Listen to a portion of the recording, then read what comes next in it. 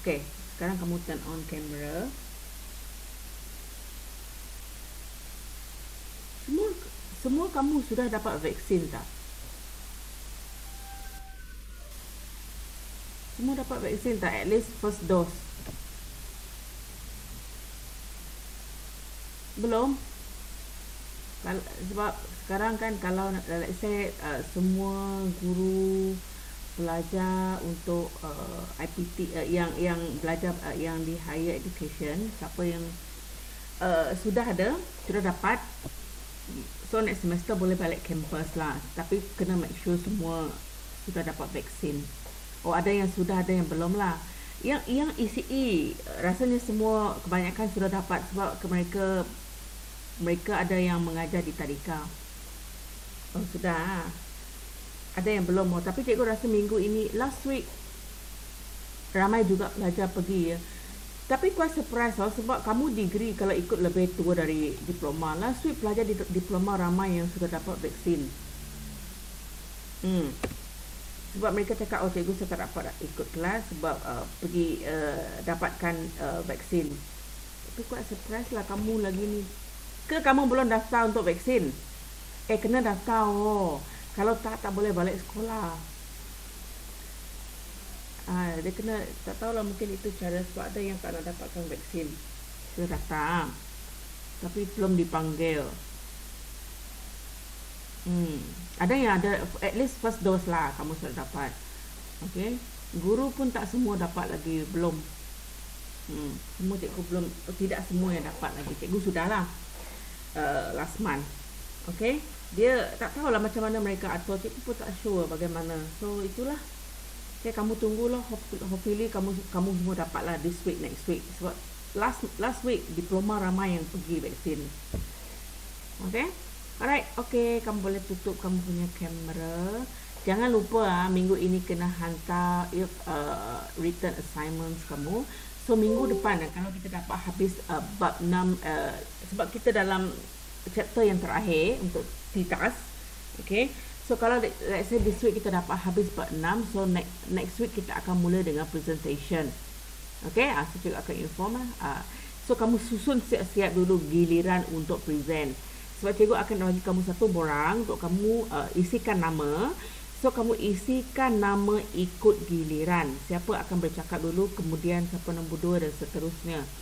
Seperti biasa cikgu tak nak kamu letak, okay, orang yang bercakap dulu tu nanti cakap balik pada bahagian kesimpulan. Tak mahu macam itu. Okay, once dia sudah bercakap, dia kena habiskan. Sebab markah presentation individu. Kamu tidak bercakap, kamu tidak dapat markah. Okay, faham Alright. Okay, hari ini kita akan masuk bab yang terakhir.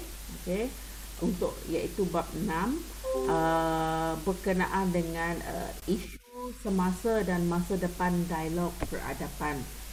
Okay, so dalam bab ini kita akan tengok berkenaan dengan isu-isu semasa yang dihadapi berkenaan dengan tamadun dunia dan juga tamadun Malaysia. Okay, so kita juga akan melihat perbezaan perspektif masyarakat dalam tamadun Islam dan Asia compare dengan tamadun Barat, yang mana apa isu yang timbul yang menjadi polemik, maksudnya menjadi satu isu atau masalah yang wujud. Okay, so kita akan bincangkan di dalam bab ini. Kita akan bincangkan berkenaan dengan fenomena globalisasi, iaitu kemajuan dan pengaruh hegemoni Barat ke dalam masyarakat Asia. Kemudian kita akan lihat berkenaan dengan imperialisme dan beberapa isu berkaitan hak asasi manusia dan bagaimana dialog peradaban ini membantu mengatasi isu-isu yang timbul dan apa maksud konsep jihad. Kita selalu dengar jihad kan, kita tak tahu apa maksud dia. Okey, kita lihat dulu cabaran peradaban abad ke-21. Isu yang timbul adalah berkenaan dengan cabaran dan pengaruh, iaitu daripada aspek hegemoni Barat, globalisasi, sosial, aspek politik dan juga ekonomi. So terdapatlah pelbagai cabaran yang timbul daripada aspek penggunaan media, sosial, politik, hak asasi dan juga ekonomi. So ini akan kita tengok berkenaan dengan isu-isu yang timbul, isu-isu semasa yang timbul. Okay. So kita tahu dunia dalam abad ke-21 dan kita menghadapi satu cabaran dan perubahan yang sangat hebat. Tambahan lagi sekarang kita mengalami pandemik. So cabaran itu semakin mencabar. Alright. So beberapa cabaran yang akan kita bincangkan berkenaan dengan hegemoni barat. Okay, kemudian imperialisme baru, globalisasi dan agenda kuasa barat. Apa yang dimaksudkan dengan hegemoni barat? Okay. Hegemoni ini berasal daripada perkataan Yunani iaitu hegemonia yang bermaksud pemimpin, kepemimpinan. Okey? Dan merujuk kepada penguasaan menyeluruh iaitu kita boleh kata hegemoni ini penjajahan. Okey? Atau kepimpinan satu-satu negara atau kumpulan ke atas negara dan kumpulan lain. Ini maksudnya penjajahan. Dan ia biasanya berlaku bila satu kuasa itu ingin menguasai ekonomi, menguasai politik dan juga sosial budaya negara yang berkuasa besar. Contohnya, apa yang dilakukan oleh blok barat ke atas blok timur. Okey? Penjajahan yang dilakukan. Dan barat juga pernah menjadi muncul sebagai kuasa dunia hegemoni yang besar bila runtuhnya empayar Islam Turki Uthmaniyah akibat kuasa hegemoni barat. Okey. Dan melalui aktiviti penjajahan, penguasaan ekonomi dan media massa dunia, mereka berjaya memperluaskan kuasa mereka ke seluruh dunia, hampir ke seluruh dunia, ke tempat lain juga. Dan terkini fenomena ini mula mendominasi dunia, mula conquer dunia. Okey. Melihat penjajahan, walaupun sekarang kamu tak nampak penjajahan mereka daripada aspek peperangan, tapi nampak penjajahan mereka daripada banyak benda, makanan, pakaian, budaya. Okey. Kemudian imperialisme baru pula merujuk kepada satu fenomena kebangkitan semula perasaan tamak dan perasaan ingin menguasai keseluruhan kuasa, okey, ke atas masyarakat dunia, especially Asia. Okey, barat dia memang suka fokus, dia suka aim negara-negara Asia. Dan imperialisme baru ini telah melahirkan semula semangat dan amalan penjajahan kuasa barat yang dulu. Kamu tengok, walaupun sekarang bukan daripada aspek peperangan, mereka cuba menguasai aspek lain seperti budaya, sosial, ekonomi. Dan mereka ini bertopengkan demokrasi. Kononnya lah mereka jalankan demokrasi, tapi mereka ada motif lain. Okay? Dan berlandaskan kebebasan dan nilai tamadun yang lebih tinggi. Mereka juga menggunakan hujah untuk membantu memerangi keganasan. Pandai kan? Dan sebenarnya matlamat mereka bila dia bantu negara-negara yang mengalami peperangan ini menentang keganasan, secara tak langsung mereka cuba menguasai negara tersebut. Okey, sangat obvious lah apa yang kuasa barat ini buat sebenarnya. Okey, kemudian kita beralih kepada globalisasi pula. Ini adalah satu konsep yang bermaksud satu fenomena yang menjadikan dunia seakan kecil dari aspek perhubungan. Okey, dan kerana berlaku kepantasan perkembangan kemajuan teknologi maklumat, so terbatas perhubungan. Sebab maksudnya jadi kecil lah. Kalau dulu kita nak cuba kontak kawan kita yang berada di luar negara, susahkan.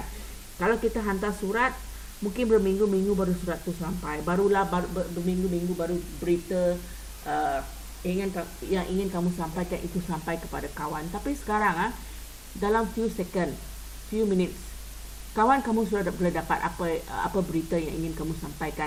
Kerana perkembangan teknologi maklumat itu maksudnya menjadikan dunia semakin kecil. Sebab kamu boleh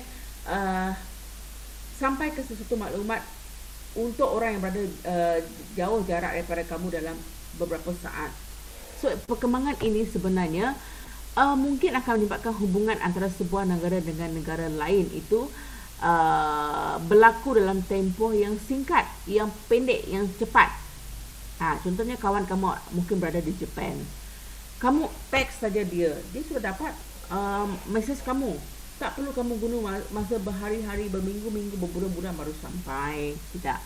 Okey? Kerana perkembangan ada bagus jugalah sebenarnya globalisasi. Okey?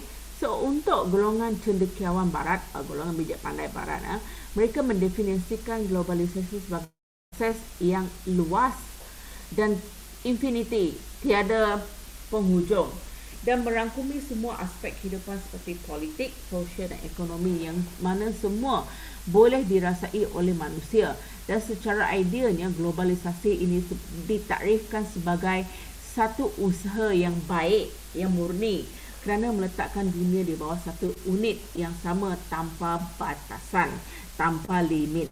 Okey, tanpa sempadan. Contohnya, pelbagai maklumat daripada pelbagai sumber dapat disalurkan dengan cepat. Dapat. Nasib baiklah sebenarnya ada perkembangan teknologi maklumat ni. Bila kita mengalami pandemik, kita still boleh belajar. Betul tak? Okey. Sebab kita boleh berhubung secara online. Okey. So kita still boleh belajar. Itu kebaikan teknologi maklumat. Sebab kita masih dapat bekerja dari rumah, belajar dari rumah. Kamu imagine kalau kita tak ada perkembangan teknologi maklumat, kita mengalami pandemik seperti sekarang. Bagaimana kita menjalani kehidupan? Katakan kita tak ada media sosial seperti sekarang. Bila pandemik, kamu duduk rumah. Even sekarang, kamu tengok dekat berita. Walaupun ada teknologi maklumat, semua boleh buat dari rumah. Still juga ada kes bunuh diri. Kerana stres berikutan pandemik, berikutan pelaksanaan MCO. Kamu tahu kan, sambung kan, sudah tiga rangkaian, 3 pasal sambung. Okay. Mereka ini hilang pekerjaan. Ini bagi mereka yang bekerja, kesian jugalah kalau kamu ingat, yang bekerja seperti yang buka bisnes pasal tutup begitu lama. Kamu tengok mereka yang kamu tak payah tengok. Kalau kedai kopi kita tak payah cakap lah, mereka boleh buka sekarang sebab cuma tak boleh dine in. Kamu tengok bisnes seperti yang paling mudah kita tengok, mereka yang membuka yang buka gym, studio, memang tak dapat buka dari bulan berapa hari tu kelas? Bulan April kan? Okay? Sampai sekarang saya tak boleh buka. So, sewa kena bayar, gaji pekerja kena bayar.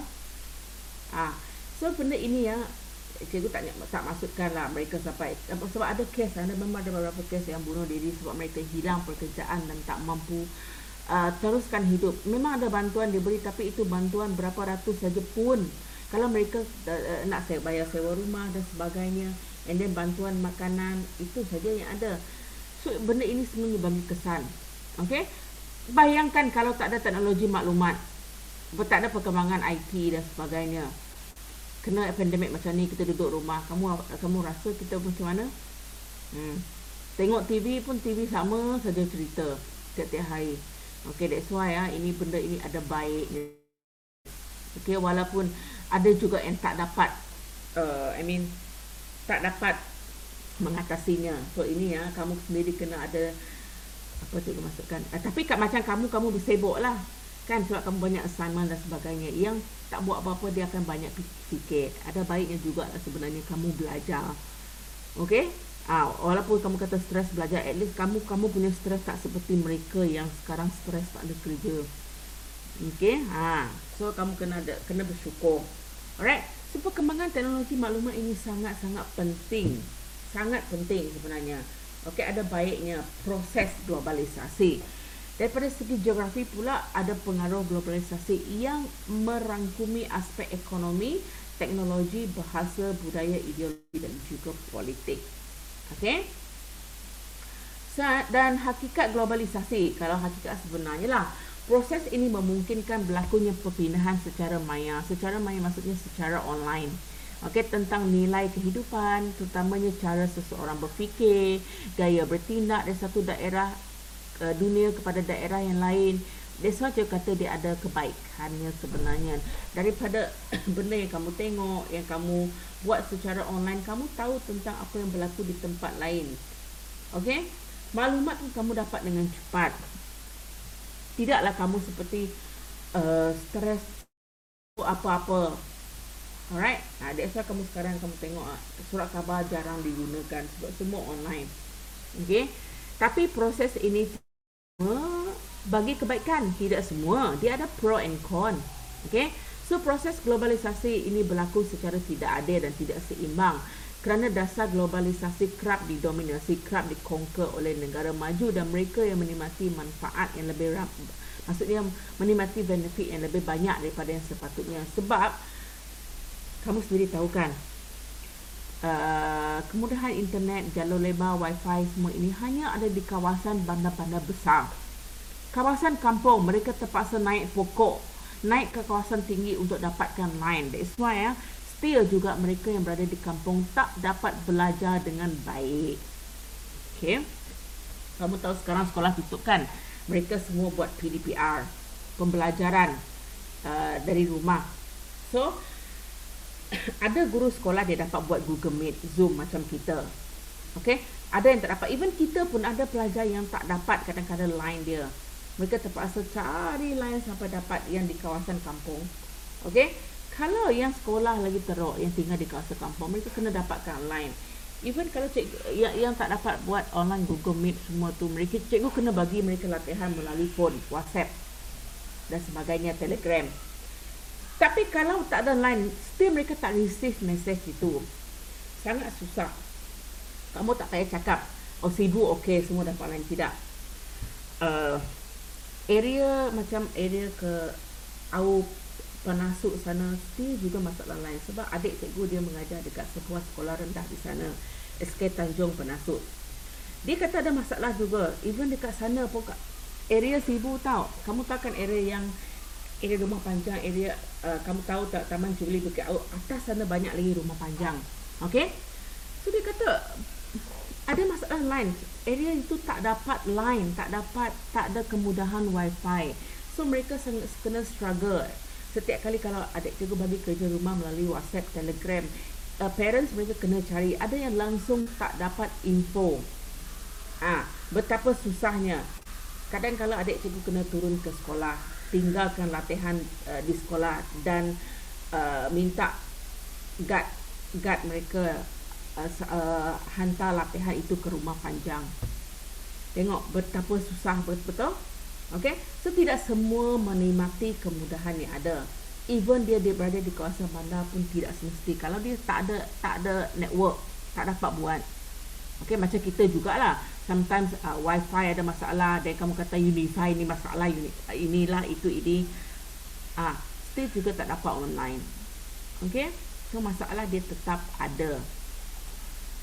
Okay, dan contohnya terjadi jurang yang amat ketara antara negara kaya dan negara miskin. Ini dia tengok secara global, secara dunia.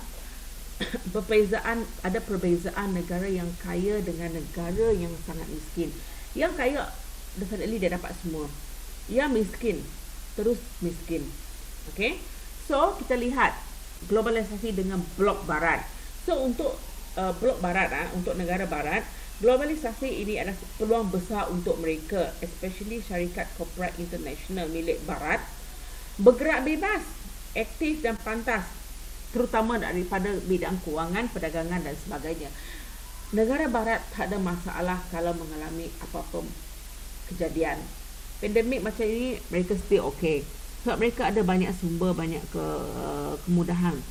Tapi kalau mereka mengalami bencana alam macam banjir, berapian, masalah lah, mereka pun tak dapat survive.